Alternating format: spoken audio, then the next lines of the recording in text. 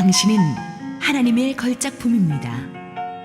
시편 139편 13절에서 15절, 에베소서 2장 10절 말씀입니다.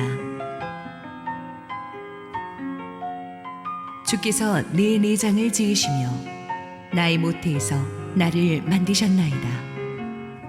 내가 주께 감사함은 나를 지으심이 심히 기묘하심이라. 주께서 하시는 일이 기이함을 내 영혼이 잘 아나이다. 내가 은밀한 데서 지음을 받고 땅의 깊은 곳에서 기이하게 지음을 받은 때에 나의 형체가 주의 앞에 숨겨지지 못하였나이다. 우리는 그가 만드신 바라 그리스도 예수 안에서 선한 일을 위하여 지으심을 받은 자니, 이 일은 하나님이 전에 예비하사 우리로 그 가운데서 행하게 하려 하심이니라. 할렐루야. 우리 하나님께 감사와 영광을 박수로 올려드리겠습니다. 우리 특별한 주일, 우리 전도 축제에 초대받아 오신 모든 분들과 우리 성도님들 하나님의 이름으로 환영합니다. 오늘의 설교 제목은 당신은 하나님의 걸작품입니다입니다. 눈치 빠르신 분들은 이미 감을 잡으셨겠지만 방금 보신 영상 동화에서 나온 나무사람 웸믹들은 바로 우리 인간을 상징하고, 웸믹들을 만든 목수 엘리 아저씨는 바로 우리를 창조하신 하나님을 상징하는 것입니다. 이 스토리의 테마를 가슴에 새기시고 오늘 함께 말씀을 보겠습니다. 함께 한번 기도하시겠습니다. 사랑하는 하늘아버지, 은혜를 감사합니다. 오늘 축복된 날입니다. 말씀하여 주시고 우리를 변화시켜 주옵소서. 부족한 저는 온전히 주님 뒤에 감추시고 오직 우리 하나님 홀로 영광 받아 주옵소서. 예수님 이름으로 기도했습니다. 아멘. 우리 인간은 그 누구도 그냥 우연히 어쩌다가 이 세상에 떨어진 존재들이 아닙니다.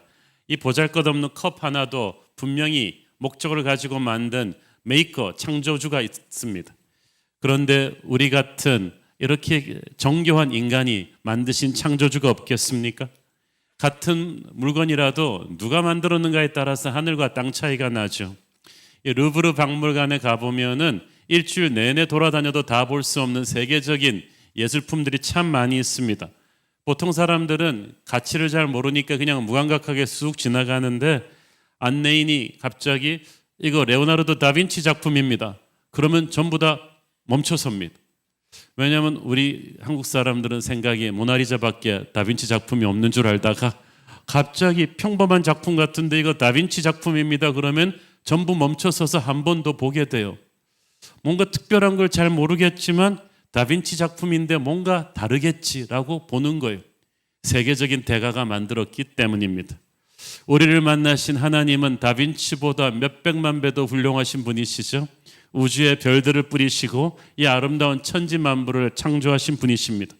그 하나님이 정확한 의도를 가지고 우리 한 사람 한 사람을 만드셨습니다. 그렇기 때문에 여러분, 자기 스스로가 아무리 별 볼 일 없다고 생각될지라도, 옆에 앉은 사람이 아무리 별 볼 일 없다고 생각될지라도 다시 한번 자세히 보길 바랍니다. 그래도 하나님 작품인데 뭔가 있겠지. 그래도 하나님이 만드셨는데 뭔가 스페셜하겠지. 창세기 2장 1절을 보면 천지와 만물이 다 이루어졌다고 했습니다. 영어 성경에서는 completed, 완성되었다고 했습니다. 하나님께서는 우리를 만드시고 아주 좋았더라고 하셨습니다. 그 말은 품질 테스트가 끝난 거예요. 하나님께서 그 누구도 만드신 다음에 실수했네. 다시 만들면 잘할 수 있겠네. 한 2% 부족한 걸 이러면서 만드신 사람은 아무도 없습니다. 여러분, 한 사람 한 사람을 만드시고 나서 하나님은 만족하셨습니다. 이 세상을 만드시고도 하나님은 만족하셨습니다. 환경 파괴는 죄로 타락한 인간이 손대기 시작하면서부터 시작된 것이지 오리지널 창조는 완벽했습니다. 사람들이 악해진 것도 죄가 들어와서 인간을 망가뜨릴 때부터 그렇게 된 것이지 오리지널 인간은 완벽했습니다. 오늘 말씀 시편 139편 14절을 보면 나를 지으심이 심히 기묘하심이라고 했습니다. 영어 성경에서는 I am fearfully and wonderfully made. 나를 하나님이 정말 기가 막히게 만드셨다는 뜻입니다. 의학과 이 현대과학 그리고 로봇과학이 발전할수록 얼마나 인체가 놀라운 존재인가를 인간은 조금씩 알아가고 있습니다. 사람의 눈은 그 어떤 레이저보다 뛰어나서 150가지의 컬러를 골라낼 수가 있습니다. 사람의 코는 5만 가지의 서로 다른 냄새를 기억합니다. 우리의 심장이 몸 전체로 혈액을 통해서 음식과 산소를 공급하는데 하루에 50갤런의 혈액을 펌프합니다. 50갤런이라 하면 드럼통 40개로 채울 수 있는 엄청난 분량인데 이 작동을 80년 동안 단 10초도 쉬지 않고 계속 하는 것입니다. 우리의 피부에 있는 수백만 개의 땀샘은 우리 인간의 체온을 정확하게 37도로 유지시켜주는 자동 냉각 시스템입니다. 우리의 뇌는 전 세계에 있는 컴퓨터들을 결합시킨 것보다 더 많은 배선과 전기회로가 들어있습니다. 우리의 뇌가 순식간에 들어오는 정보를 처리하는 능력 수치는 전 세계 모든 도서관에 저장된 정보량보다 100만 배 더 큰 수치라고 합니다. 우주선에는 고작 500만 개의 부속이 들어갈 뿐입니다. 그러나 인간의 몸에는 대략 60조 개가 넘는 세포들이 들어있습니다. 그 세포들 하나하나에 유전 정보 DNA가 들어있어가지고 거기에 따라서 우리의 머리카락, 피부색, 치아 형태, 키, 얼굴 모습이 다 변하는 거예요.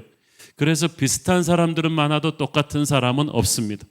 게놈 프로젝트는 아직까지도 이 놀라운 인간의 몸의 유전자의 신비를 100만 분의 1도 밝혀내지 못하고 있어요. 하나님은 우리 한 사람 한 사람을 놀랍게 만들어 주셨습니다. 에베소서 2장 10절에 보면은 우리는 그가 만드신 바라고 했는데 영어 성경에는 We are God's workmanship. 그러니까 하나님의 손으로 직접 수공하신 존재예요. 하나하나가 작품이에요. 그 헬라어의 원어에 보면 포이에마, 한 편의 시와 같은 걸작품이 우리 한 사람 한 사람이라고 하십니다. 하나님이 우리 한 사람 한 사람을 시와 같은 작품으로 만드셨는데 하나님의 창조에는 두 가지가 있습니다. 하나는 하나님께서 사람의 육체를 창조하시는 것이고 두 번째는 영혼을 창조하신 거예요. 우리 육체를 창조하신 그 첫 번째 창조만 봐도 얼마나 놀랍습니까?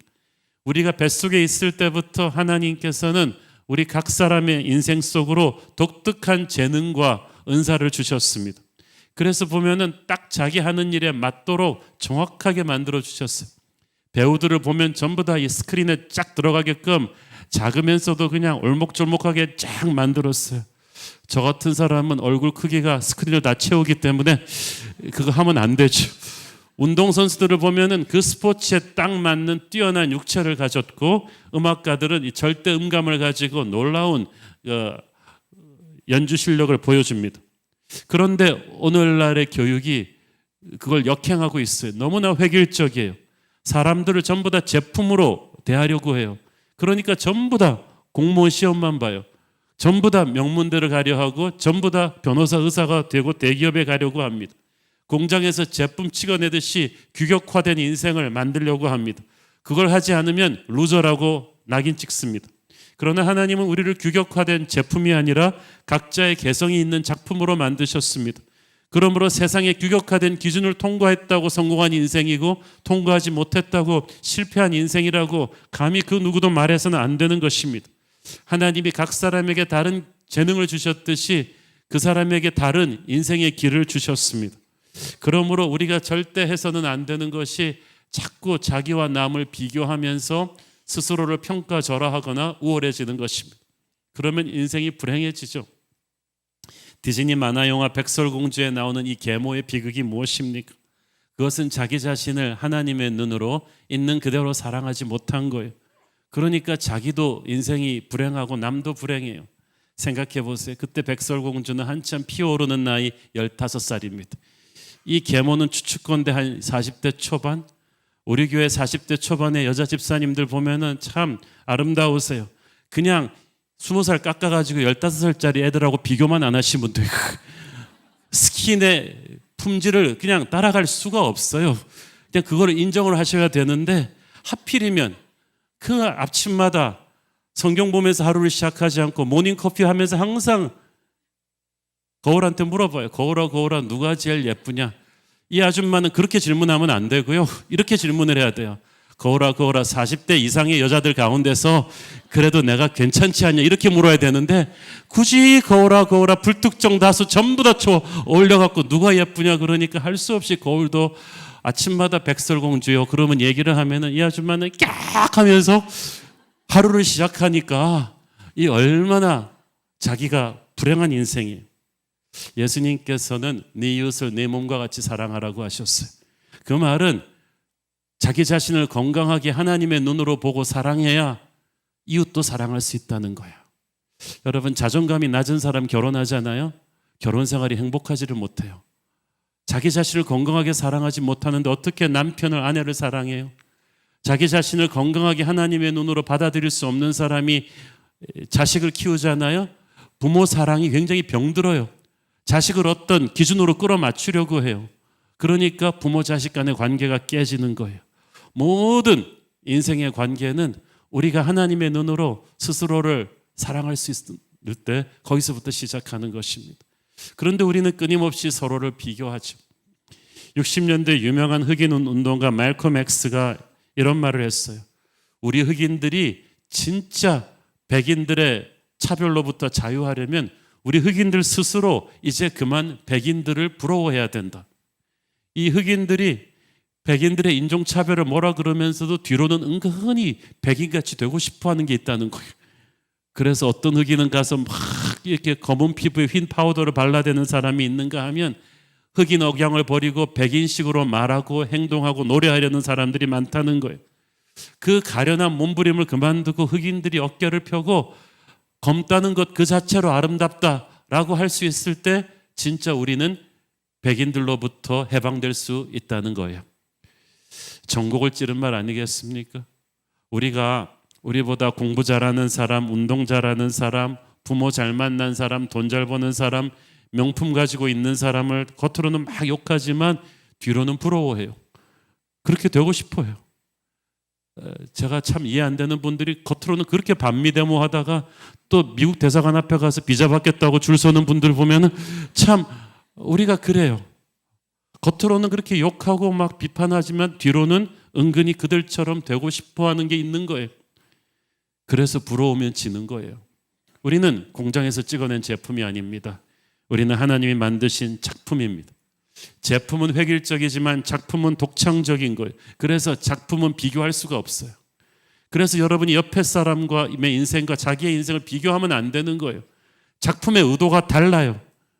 우리 모두가 다르기 때문에 매력적인데 자꾸 왜 우리는 같아지려고 합니까? 꽃들은 색깔이 다양하니까 하모니를 이루어서 예쁜 건데 세상에 전부 다 하얀 꽃만 있다고 생각해 보십시오. 얼마나 재미가 없겠어요? 여러분은 이 세상에 단 하나밖에 없는 존재예요. 감사하죠? 나 같은 사람이 하나밖에 없는 여러분 같은 존재는 과거에도 없었고 지금도 없고 앞으로도 없을 거예요 아마. 그래서 여러분이 남의 떡이 더 맛있어 보인다. 그거는 자기에게 갖고 있는 떡이 여러분이 깊이 음미해 보지 못한 탓입니다. 하나님은 우리의 인생을 완성된 걸작품으로 만드셨는데 마귀가 죄를 집어넣어서 이 걸작품에 흠집을 내버렸어요. 오리지널 창조되었을 때 그 인간의 그 톱 품질에서 엄청나게 데미지가 갔어요. 그런데도 인간은 이렇게 놀라운 정신 문명과 물질 문명을 만들어냈습니다. 하지만 인류가 이렇게 놀라운 문명을 만들었으면서도 어딘가 2% 부족한 것, 항상 테러와 악과 거짓과 부조리가 세상 곳곳에서 일어나고 있는 것은 죄가 타락시켜버린 인간이 얼마나 힘든 존재인가를 보여주는 거예요. 그래서 우리가 반드시 풀어야 될 숙제는 이 죄 문제를 극복하는 것입니다. 이 죄 문제를 극복하지 못하면 사람들은 절대 자기 자신에 대해서 만족할 수가 없습니다. 나는 왜 이렇게 키가 작지? 나는 왜 이렇게 못생겼지? 나는 왜 이렇게 공부를 못하지? 나는 왜 이렇게 가난한 부모 밑에서 태어났지? 많은 걸 가지고 있는 사람들도 끊임없이 자기가 없는 걸 생각을 하면서 스스로의 인생을 미저러블하게 만듭니다. 그리고 다른 사람들을 볼 때도 똑같은 잣대로 불만족한 태도로 접근합니다. 우리 남편은 왜 저렇게 능력이 없지? 옆에 집 남편이랑 같은 대학 나왔다는데 그 집은 그렇게 잘 나가는데 왜 우리 남편은 저렇게 헤매고 있지? 우리 애들은 왜 옆집 애들처럼 공부를 못하지? 누구 닮아서 저렇지? 자기 닮아서 그렇죠? 그런데 뭐 전혀 생각을 못해요. 늘 가슴에 비교의식과 불만족을 가지고 살아갑니다. 하나님은 우리를 다 좋게 만드셨는데 세상의 영이 뭔가 우리가 2% 부족하다고 말합니다. 너 왜 이것도 없고 저것도 없지? 물음표를 달고 없으면은 동화에 나오는 웬맥들처럼 사정없이 점표를 붙여버려요. 죄가 망가뜨린 세상의 가치관이 그거예요. 인간을 작품이 아닌 제품으로 보는 거예요. 어떤 획일화된 기준을 만들어 놓은 다음에 전부 다 이 기준을 통과해라. 그래야 너희들에게 별표가 붙여질 것이라고 말합니다. 우리는 나무 사람 웬맥들처럼 서로에게 하루 종일 별표와 점표를 붙여주면서 살아갑니다.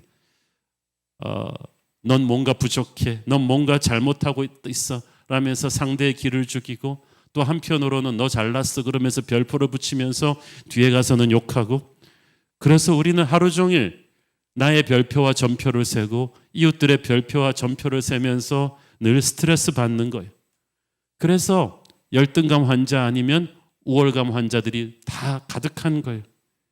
거기서 뒤처진 판치넬로 같은 웬맥들은 자기의 인생이 쓸모없는 인생이라는 자괴감에 빠져 살겠죠. 그러나 이 모든 것은 죄가 망가뜨린 세상의 가치관입니다. 그것은 우리를 만드신 하늘아버지의 가치관이 아닙니다. 죄 문제가 그래서 해결돼야만 되는 거예요. 나무사람 웬맥을 만드신 이 엘리 아저씨의 말처럼 세상 사람들이 서로를 평가하면서 붙여주는 이 별표들과 점표들은 우리가 그것을 중요하게 생각할 때만 우리에게 달라붙어 있습니다. 우리가 중요하게 생각하니까 거기에 힘을 주는 거예요. 그러나 우리가 그것을 중요하게 생각하지 않으면 세상 사람들이 붙여도 별표건 점표건 떨어져 나가고 우리는 깨끗한 존재로 남아있게 될 것입니다. 그래서 이 죄 문제를 해결을 해야 되는데, 여러분, 죄 문제를 해결한다는 것은 우리의 영혼이 구원받는다는 뜻입니다. 성경은 하나님께서 우리를 하나님의 형상대로 창조하셨다고 했습니다. 그 말은 모든 생명체 중에서 인간만이 하나님을 닮았다는 뜻이에요. 생명체 중에서 인간만이 영혼을 가지고 있어요. 지정의를 가진 인격체입니다. 그리고 인간의 영혼이 태초에는 하나님과 연결이 되어 있었어요. 그래서 하나님의 그 놀라운 지혜와 능력이 그대로 인간에게 다운로드되고 있었기 때문에 인간은 만물을 다스릴 만한 뛰어난 존재였어요. 영혼이 편안하고 마음이 담대했습니다. 그런데 인간이 죄를 지음으로써 마치 바이러스 먹은 컴퓨터처럼 되어버렸어요. 하나님과의 교제가 금이 갔습니다. 그러니까 영혼이 형편없이 파괴되기 시작했고 능력이 저하되기 시작했어요. 그리고 무엇보다도 자신을 보고 형제를 볼 때 하나님의 눈이 아닌 이 죄로 파괴된 세상의 눈으로 보기 시작했어요. 서로를 작품이 아니라 제품으로 봤어요. 항상 남과 비교하면서 보니까 남보다 우월하거나 열등하다고 생각하면서 서로 상처를 주고받으며 삽니다. 죄 문제 때문에 그렇게 됐어요. 이렇게 눌려있는 우리를 위해서 하나님의 아들이신 예수 그리스도께서 십자가에서 돌아가셨습니다. 그리고 우리의 죄값을 다 치르심으로써 우리를 죄에서 자유케 해주셨어요. 이때 우리는 영혼이 다시 살아나는 것이고 기독교에서는 이것을 거듭난다고 표현합니다. 아까 하나님께서 우리를 창조하시는 두 가지 창조가 있다고 했는데, 첫째는 육체의 창조고 둘째는 영혼이 재창조되는 거예요. 이것은 우리가 예수님을 믿고 죄 문제를 해결하고 거듭날 때 일어나는 축복입니다. 고린도후서 5장 17절을 보십시오. 그런즉 누구든지 그리스도 안에 있으면 새로운 피조물이라. 이전 것은 지나갔으니 보라 새 것이 되었도다. 우리의 영혼이 살아나는 거예요. 여러분, 제가 실물과 똑같은 유명인들의 모습을 실제 크기와 똑같이 만들어 놓은 왁스 뮤지엄을 가본 적이 있는데요. 진짜 가까이 가서 보지 않으면 살아있다고 느낄 정도로 정교하게 잘 만들었어요. 뭐 찰리 채플린, 존 F 케네디 뭐 이런 사람들을 쫙 만들어 놨는데 실물과 똑같이 만들고 좋은 옷과 화려한 장신구도 걸어놨는데 그럼 뭐예요? 생명이 없는데. 뛰어난 재능, 잘생긴 외모 가진 사람들 많지만 그의 영혼이 하나님을 만나서 살아나지 않으면 죄 문제가 해결되지 않으면 그의 인생은 살아도 사는 것이 아니에요.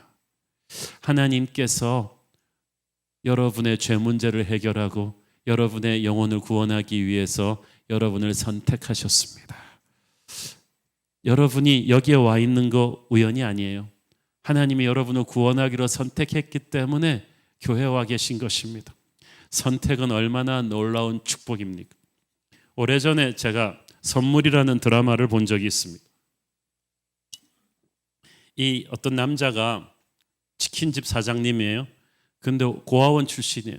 고아로서 아무것도 없이 세상에 나와서 온갖 육체노동을 다 해가면서 이제 겨우 치킨집 하나 장만해서 운영하기 시작하니까 자기가 좀 살만해지니까 자기와 같았던 이 고아원 출신들을 하나씩 입양하기 시작했어요.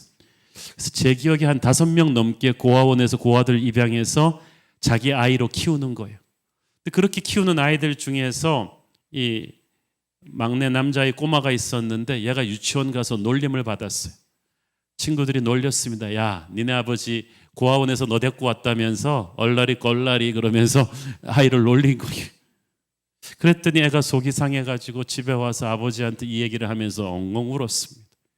아버지가 아이들을 달래면서 말했습니다. 울지 마. 사실은 네 친구들이 네가 부러워서 놀리는 거야. 이게 무슨 토킹이지? 저를 부러워한다고?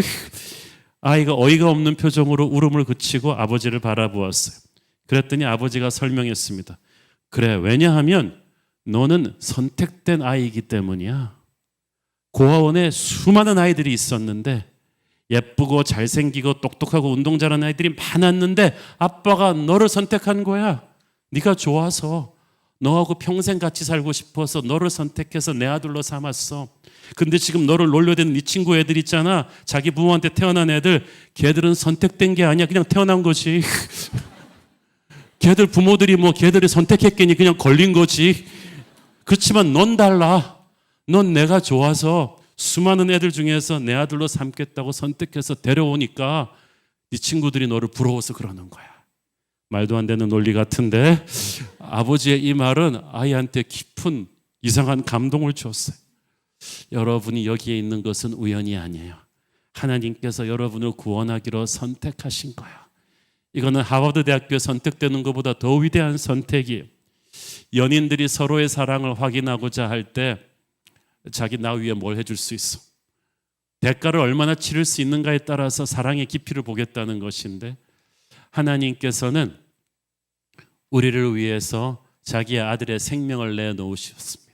그것이 하나님 아버지의 사랑의 깊이입니다. 제가 이 컵을 10,000원 주고 샀다 그러면 여러분은 그러려니 할 거예요. 그런데 제가 이 컵을 1억을 주고 샀습니다 하면 갑자기 같은 컵인데 보는 게 이게 뭔 컵인데 1억을 주고 사요?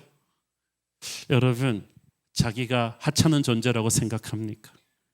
하나님의 아들의 목숨이 1억밖에 안 되겠습니까? 온 우주보다 더 귀한 하나님의 아들의 목숨이 십자가에서 여러분을 위해서 주어졌습니다. 여러분은 정말 대단한 존재입니다. 그리고 그건 정말 감격스러운 일입니다. 우리 중에 그 누가 예수님의 생명의 무게와 맞바꿀 만한 가치 있는 존재입니까? 우리같이 죄 많은 인간들이 미녀와 야수의 스토리가 왜 감동이에요? 미녀는 왕자와 어울리지 야수와 어울리지 않아요. 그런데 전혀 자격 없는 야수에게 미녀가 사랑을 주었을 때 그 야수는 왕자가 되죠. 아무것도 아닌 우리가 하나님 아버지의 사랑을 받았을 때 우리는 보배로운 존재가 되었습니다. 성경에서 가장 유명한 성경 구절은 요한복음 3장 16절입니다. 하나님이 세상을 이처럼 사랑하사 독생자를 주셨으니 이는 그를 믿는 자마다 멸망하지 않고 영생을 얻게 하려 하심이라. 저는 하나님이 세상을 이처럼 사랑하사 독생자를 주셨으니 이 세상이 하나뿐인 아들의 생명을 내어줄 만한 가치가 있었다는 하나님의 말씀이 이해가 되질 않습니다. 여러분은 이해가 되십니까? 이 폭력적이고 이 음란하고 이 싸움질만 하고 있는 이 혼탁한 세상이 어찌 하늘 아버지의 그 아들의 생명을 받을 만한 가치가 있습니까? 그런데 하나님께서 이 세상을 위해서 저와 여러분을 위해서 하나님의 아들을 내어주셨습니다. 우리가 대단한 존재라서 하나님이 우리를 사랑한 게 아니고 하나님이 우리를 그렇게 사랑했기 때문에 우리는 그렇게 대단한 존재가 되었습니다. 우리 모두는 다 살려고 세상에 태어났습니다. 조금 더 잘 살아보려고 이렇게 열심히 공부하고 열심히 일합니다. 그러나 예수님만은 죽으려고 이 세상에 태어나셨습니다. 자기의 죽음으로 우리를 살리기 위해 오셨습니다. 우리가 그 예수님을 우리의 구주로 인정하고 믿기 시작할 때 우리의 영혼이 거듭나게 될 것입니다. 그리고 세상을 보는 눈이, 자기의 인생을 보는 눈이 달라집니다. 우리나라가 OECD 국가 중에서 넘버원 자살자가 많은 국가인데요. 왜 자살하겠습니까? 세상의 눈으로 자기를 보고 보다가 지쳐버린 거예요. 너는 쓸모없는 존재야. 넌 도대체 왜 사니? 너는 의미가 없어. 너는 전표만 많이 갖고 있어. 그러나 우리의 인생은 그렇지 않습니다. 우리는 하나님의 목적을 가지고 창조된 보배로운 존재들입니다. 우리 모두에게는 지금은 잘 알 수 없지만 하나님이 각자를 위해 주신 목적이 있어요. 그 목적이 있기 때문에 세상이 겉모습만 가지고 우리 인생을 평가할 수 없는 거예요. 한 번은 백화점 주차장에서 지나가다가 아주 작고 날렵해 보이는 빨간색 고급 승용차를 본 적이 있습니다. 한눈에 보기에도 멋있었어요. 옆에 같이 가시던 분이 자동차 쪽으로는 좀 조예가 깊은 분인가 봐요. 그분이 말씀하시는 거예요. 목사님, 요즘은 한국에도 페라리가 많아요. 그래서 그분 발음은 페라리 이렇게. 그래서 저 차가 페라리예요. 많이 비싸겠네요. 그랬더니 그분 하는 말이 그럼요. 싼 게 한 3억 5천 정도 할 겁니다. 싼 게 3억 5천이면 비싼 건 한 24억짜리까지 있다는 거예요. 믿을 수가 없어서 네이버로 검색을 해보니까 진짜였어요. 저는 믿을 수가 없었습니다. 우리 제 아내는 10년 동안 산타가 제일 싫어하는 차인 산타페를 몰고 있습니다. 작년에 차를 바꿨는데 신형 산타페예요. 우리 산타페는 제가 얼마나 이걸 애정을 가지고 이 차를 사랑하는지 우리 산타페는 저 페라리에 비교해서 우리 산타페의 가격은 10분의 1도 안 되지만 우리 산타페가 훨씬 쓸모가 있어요. 우리 산타페 뒤에 트렁크 공간이 얼마나 넓으냐 하면요, 의자를 접으면요 교회 리트릿 갈 때 엄청난 짐을 거기다 실을 수가 있어요. 의자를 또 있는 대로 다 피면요 우리 식구에다가 2-3명 다 끼워 타서 7명까지 탈 수 있는 차예요. 그런데 그 페라리는요 2명밖에 못 타요. 트렁크가요 우리 산타페 앞에 놓는 것만큼도 짐도 못 실어요. 보니까 페라리가 최고 속도 350km까지 뽑는다는 레이싱카급의 엔진을 가졌다는데 한국에서 350km 낼 수 있는 데가 어디 있어요? 밟는 순간 인천이죠 그냥. 그래서 페라리가 사실은 독일의 오토반 같은 데서 쫙쫙 밟아줘야 엔진이 살아있기 때문에 한국에서는 자주 고장이 나서 AS를 들락거려요. 아무데나 주차도 못하고요. 우리 산타페는 아무데나 될 수 있고요. 시장 보러 갈 때도 페라리보다 100배 낫죠. 결론적으로 나 무엇과도 우리 산타페를 바꾸지 않는 거죠. 우리가 보면은 페라리 같이 화려한 인생들이 있습니다만은 우리를 만드신 창조주 하나님이 우리를 보면서 어떻게 생각하십니까? 우리가 남과 비교하면서 성공이냐 실패냐를 판단해서 안 되는 것이 우리 인생 하나하나를 작품으로 만드신 하나님의 눈에는 만들어진 목적이 달라요. 에베소서 2장 10절을 보면은 우리는 그가 만드신 바라 그리스도 예수 안에서 선한 일을 위하여 지으심을 받은 자다. 세상의 교육은 출세해서 잘 먹고 잘 사는 거죠. 우리가 아무리 좋은 말로 위장한다고 해도. 그런데 하나님의 자녀는 인생의 목적이 그 이상의 것이 있어요. 한번 태어난 인생인데 어떤 사람은 자기만 잘 먹고 잘 살고 자기의 쾌락을 위해서만 가는 완전히 이기적인 인생이 있고 어떤 사람은 남한테 패만 끼치면서 사는 인생이 있습니다. 그러나 하나님께서는 그렇게 살라고 우리를 창조하시고 구원하신 게 아니에요. 하나님은 우리를 창조하시고 구원받은 하나님의 자녀들에게 하나님의 선한 목적을 주셨습니다. 여러분은 하나님의 도구가 되어서 누군가의 인생을 바꾸는 축복된 존재가 될 것입니다. 그것을 여러분은 믿으셔야만 돼요.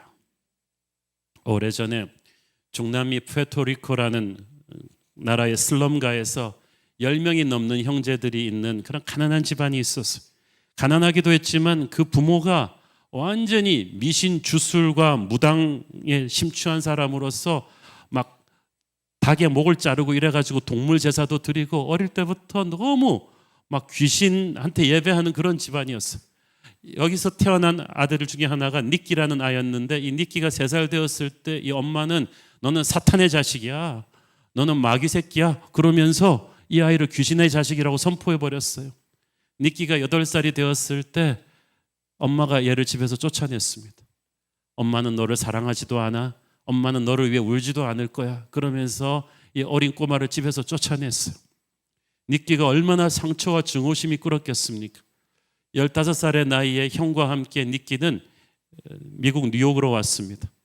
뉴욕의 슬럼가에서 거칠고 터프한 중남미 그 주먹 쓰는 친구들을 한꺼번에 휘어잡아서 300명이 넘는 가장 잔인한 마오마오 갱단의 두목이 됐어요. 17살 나이에. 모두 이 니끼를 모르는 사람이 없었습니다. 경찰들도 이 니끼와 눈을 마주치는 걸 피할 정도로 무서운 사람이었죠. 하루는 이 니끼가 디스코 클럽에 있었을 때 어떤 목사님이 들어와서 두벅두벅 다가왔습니다. 니끼는 그렇게 선하고 담대한 사람을 본 적이 없었습니다. 감히 자기 앞에서. 그리고 그 목사님이 말했습니다. 니끼, 예수님이 당신을 사랑합니다. 니끼는 너무나 화가 나서 목사님의 뺨을 후려쳤습니다. 나한테 그딴 소리 할 거면 다시는 오지 말라고. 그런데 그 다음 날도 그 목사님은 찾아왔습니다. 예수님이 당신을 사랑합니다. 니끼는 너무 화가 나서 다시 한번 목사님을 때리고 다시 찾아오면 당신을 죽이겠다고 했습니다. 얼마 후에 니끼는 그 목사님이 거리에서 설교하고 있다는 이야기를 들었습니다. 그래서 자기 갱단을 소집시켰습니다.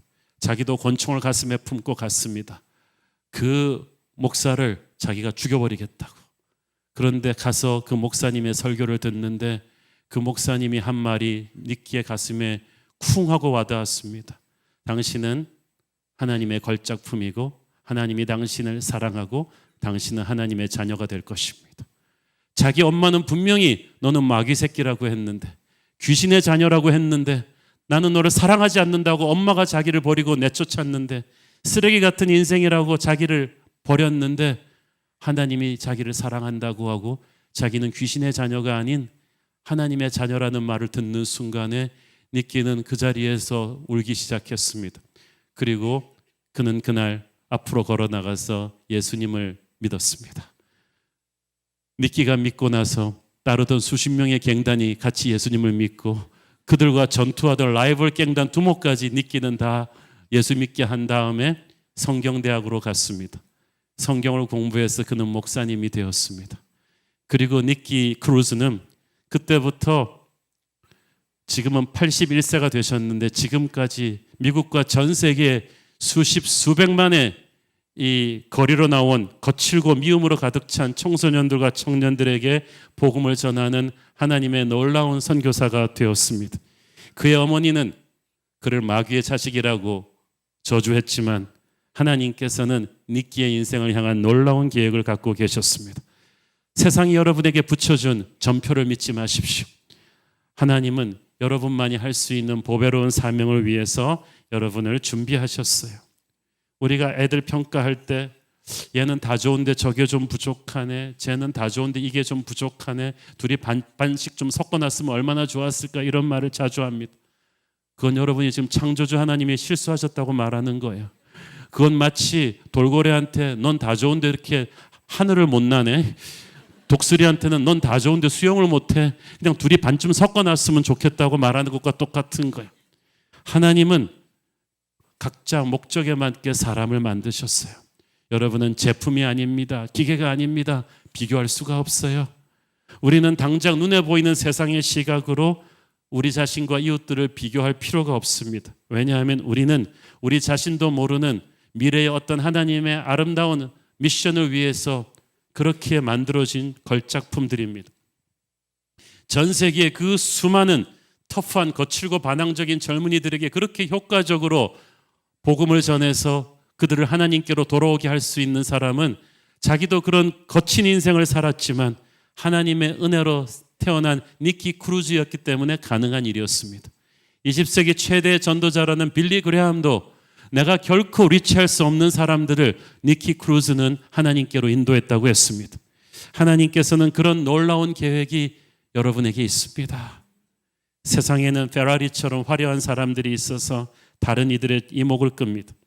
그러나 하나님은 우리 한 사람 한 사람을 보배롭게 보십니다.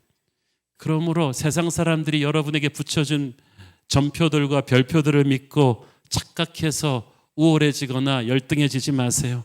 그러면 여러분이 거기에게 힘을 실어주는 것이고 그 표들은 평생 달라붙어 여러분을 괴롭힐 거예요. 여러분이 창조주 하나님을 만나고 그 사랑 앞에 자기를 내려놓을 때 그 표들이 여러분에게서 떨어져 나가게 될 것입니다. 우리 인생 전반전에는 세상이 붙여준 별표와 점표를 가지고 상처받거나 상처 주면서 살았지만 이제 인생 후반전은 새롭게 살고 싶은 분들이 계실 것입니다. 예수님을 믿으십시오. 그러면 점표들이 떨어져 나갈 것입니다. 그리고 여러분은 걸작의 인생을 살 수 있을 것입니다. 함께 기도하시겠습니다. 사랑하는 아버지, 은혜를 감사합니다. 오늘 처음 교회에 인도받아 오신 그분들을 위해서 먼저 기도합니다. 세상이 만들어진 눈으로 자기 자신을 획일화된 제품으로 보면서 별표와 점표를 붙이고 살아왔던 분들이 있다면 오늘 하나님을 만나서 세상이 붙여진 별표와 점표들이 떨어져 나가는 축복이 있게 하여 주시고 자신이 얼마나 보배로운 존재로 만들어졌는지 하나님이 그들을 얼마나 기다리고 계셨는지를 깨닫게 하여 주옵소서.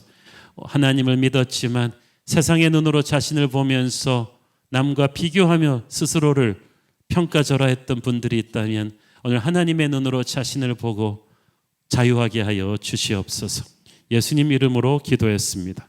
아멘.